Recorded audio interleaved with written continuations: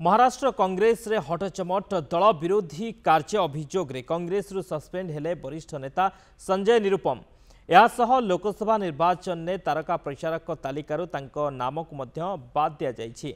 उत्तर पश्चिम मुंबई समेत केतक आसन ने इंडिया मेंट सहयोगी शिवसेना उद्धव ठाकरे गोष्ठी पक्षरु टिकेट बंटन को विरोध करथिले संजय। यह आसन लागि कांग्रेस रो जने नेता आशाई थिले, मात्र शेष मुहूर्त रे ताहाकु शिवसेना हाथ रे टेकी दिया जाइथिला। पूर्वरु भी से दिल्ली मुख्यमंत्री अरविंद केजरीवाल को नहीं विवादीय बयान देइथिले। दल विरोधी आभिमुख्य कारणरू संजय को दलरू बहिष्कार करागला बोली एक इस्ताहार रे कहिछि कांग्रेस साधारण संपादक केसी वेणुगोपाल।